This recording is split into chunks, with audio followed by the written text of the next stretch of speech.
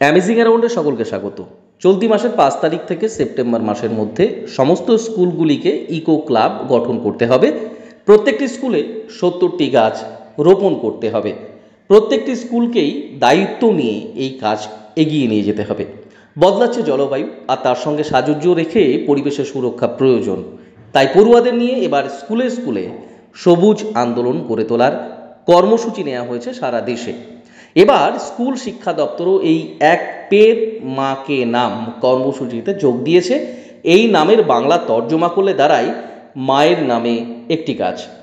পশ্চিমবঙ্গ সমগ্র শিক্ষা মিশনের তরফ থেকে বিজ্ঞপ্তি দিয়ে জানানো হয়েছে, চলতি মাসের 5 তারিখ থেকে সেপ্টেম্বর মাসের মধ্যে সমস্ত স্কুলগুলিকে ইকো ক্লাব গঠন করতে হবে এবং প্রত্যেক স্কুলের নিজস্ব প্রাঙ্গণে 70টি গাছ রোপণ করতে হবে।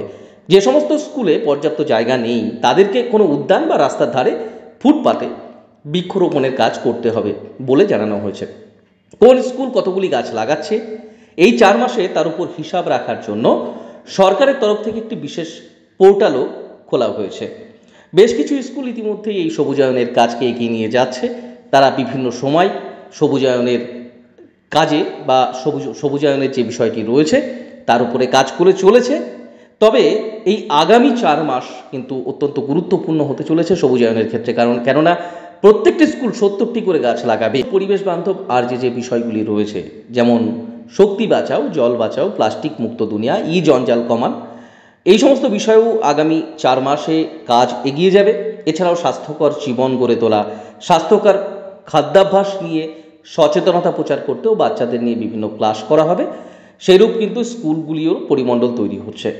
পরিবেশ রক্ষায় ও জলবায়ু পরিবর্তনের সঙ্গে সঙ্গে বলা যায় স্কুলগুলিও কিন্তু তাদের নিজস্ব গতিতে এগিয়ে যাবে এবং তাদের যে গুরুত্ব তা বজায় রাখবে। এবং পরিবেশ রক্ষায় ও জলবায়ু পরিবর্তনের সঙ্গে একটা সামঞ্জস্য রাখতে রাজ্যের স্কুলগুলিতে গত বছর 7 দিন ব্যাপী একটা সামার ক্যাম্পের আয়োজন করা হয়েছিল। মিশন লাইফস্টাইল ফর এনভায়রনমেন্ট এই প্রকল্পের উপরে 5 থেকে 12 জুন পর্যন্ত রবিবার বাদে প্রতিদিনই মিশন লাইফের 7টি থিমের ওপর নানা কর্মসূচির আয়োজন করা হয়েছিল। লক্ষ্য ছিল পরিবেশ বান্ধব প্রকল্পের প্রতি স্কুল পড়ুয়াদের আগ্রহ বাড়ানো, পরিবেশের সমস্যাগুলি সম্পর্কে সংবেদনশীলতা গড়ে তোলা ও সেই সমস্যার সমাধানের জন্য সঠিক মনোভাব গড়ে তোলা। সবুজায়নের এই উদ্যোগ অত্যন্ত গুরুত্ব বহন করে এবং সবুজায়নের এই প্রকল্প খুব সফল হোক এই আশা ও কামনাই করি এবং সবুজায়নের এই প্রকল্প ছাত্রছাত্রীদের মধ্যে প্রসারিত হোক, ছাত্রছাত্রীদের হাতে সবুজায়নের এই কাজ শুরু হোক এই আশা করা যায়। আমাদের চ্যানেলে নতুন হলে চ্যানেলটি সাবস্ক্রাইব করে রাখতে পারেন। শিক্ষা ও শিক্ষক নিয়োগ সংক্রান্ত গুরুত্বপূর্ণ তথ্যের আপডেট পেতে অবশ্যই আমাদের সঙ্গে থাকুন। ভিডিওটি ভালো লাগলে কাজে আসলে অবশ্যই লাইক এবং কমেন্টে আপনার মতামত করুন। সকলে ভালো থাকুন, সুস্থ থাকুন। ধন্যবাদ।